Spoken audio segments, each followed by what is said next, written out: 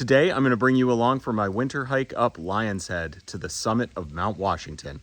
Here we go.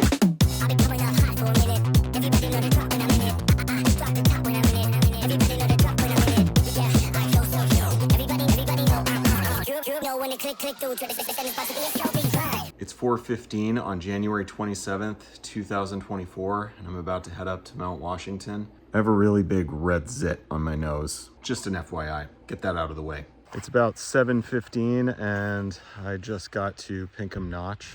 After you come in, you park and you make your way up to the two main buildings here. On the left over here is the lodge, and over here is the visitor center. Downstairs in the visitor center is where you sign in.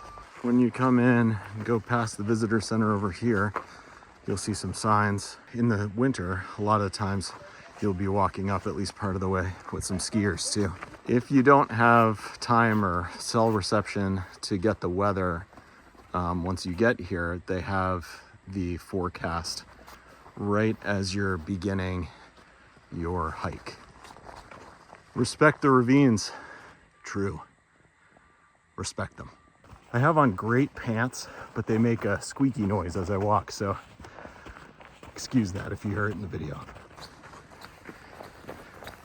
Squeak, squeak, squeak, squeak.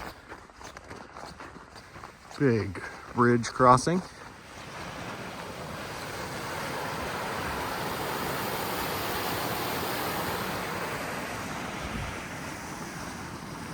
I just passed the trail offshoot for Boot Spur.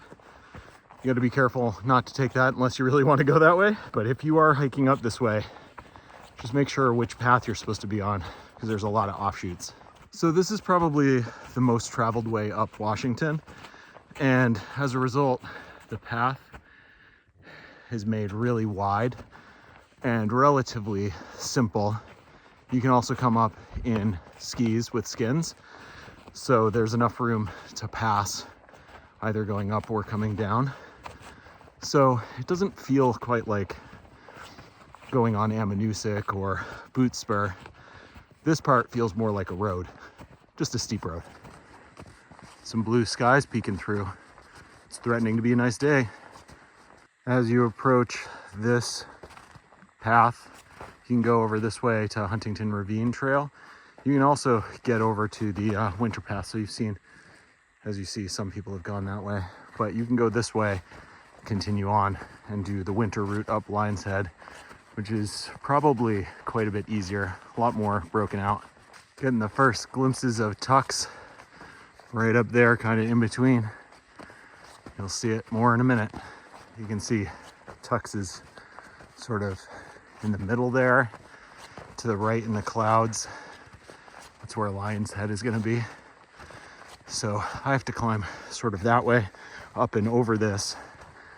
And then the summit is still like, I don't know, 2 miles from there. It's crazy. It's very deceiving. Another bridge, probably very necessary in the summer, spring and fall. Maybe not as necessary at the moment since it's all frozen. If you're skiing or going to the base of Tuckerman's, you hang a left. If you're going to the winter Lion's Head Trail, you hang a right. That's where we're going. This sign tells you that we're going this way.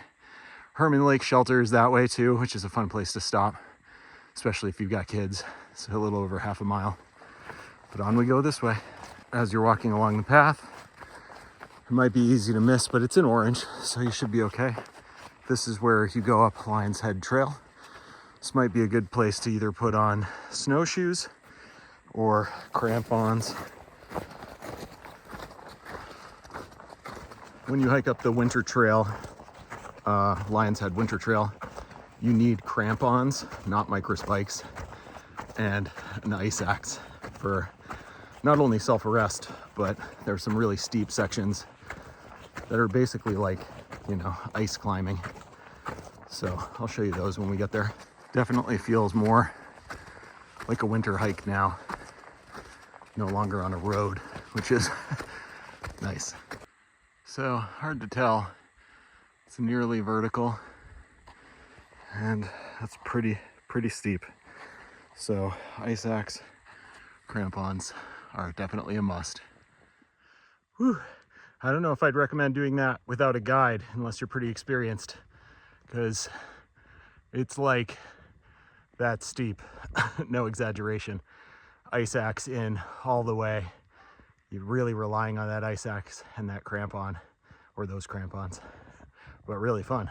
Luckily, there's a lot of guided tours up here, and I ran into a guy who helped me up the hardest part, just to help me find some footholds. Otherwise, I would have been a little bit more worried about it, but I got really lucky. So shout out to Andy from EMS for getting me up a bunch of little sections like that. Thank you, Andy. So on your way up, about when you clear tree line, you come up past this sign, which doesn't say anything going the other way, but down there you can see a little sign.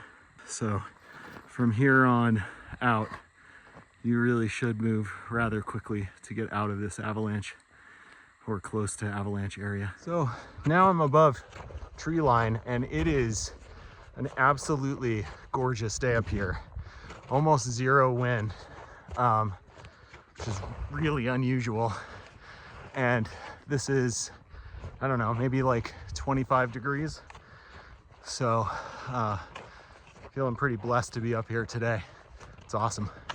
Sort of in a cloud, still have all that to climb up, but pretty amazing. Over there is Tuckerman's if you were to go whoop over the edge. But we're going up this way to Lion's Head, then on to Washington. This is pretty cool. Looks like a peak right there. From the video, I don't know if you can tell, but looks really tall.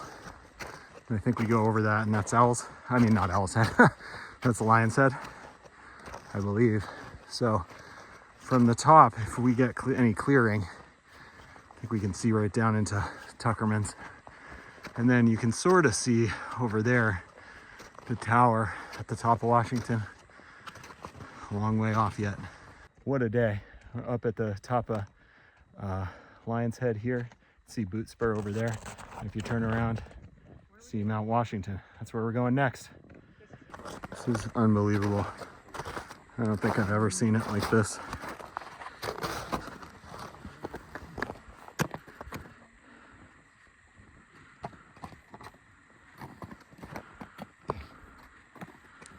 What a day. Coming across here in bad weather is pretty insane. Whips across down into Tux. But today, looks like we're on another quiet planet. Pretty cool. This is really unbelievable undercast there. You see all that cloud cover. There's probably about, I don't know, 3,000 feet below that. That is a cloud. So unbelievable being up here above the clouds. I highly recommend it for anybody who feels fit and able to do it. Sorry about the sound if the wind is bad, but I've talked to several people today that are leading tours, so guiding people up the mountain. And honestly, if you're uncomfortable doing this or haven't done it before, I would fully recommend hiring a guide.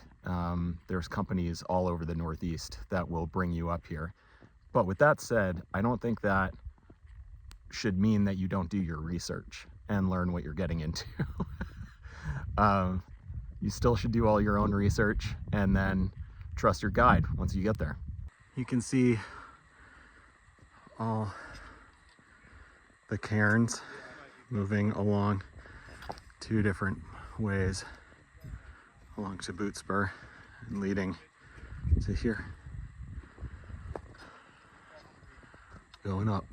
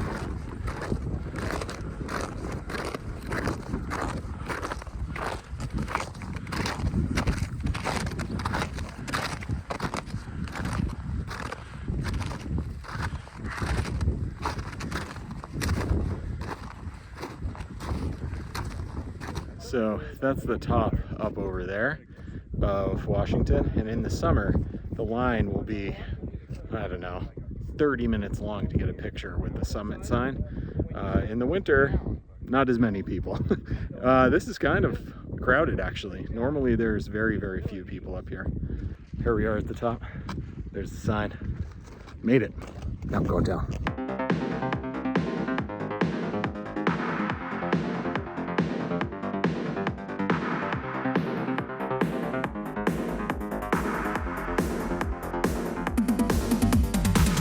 Whew. It's a heck of a hike. Really fun. Definitely 2 thumbs up, but hard. Hey, I've got a favor to ask. If you enjoy this type of video, the ones where I do adventures, could you please subscribe? And if you like the gear videos better, would you leave a comment letting me know that? Either way, it helps my channel grow, and I'll also know what you like. If you also subscribe and leave a comment, then I'll just think that you love me.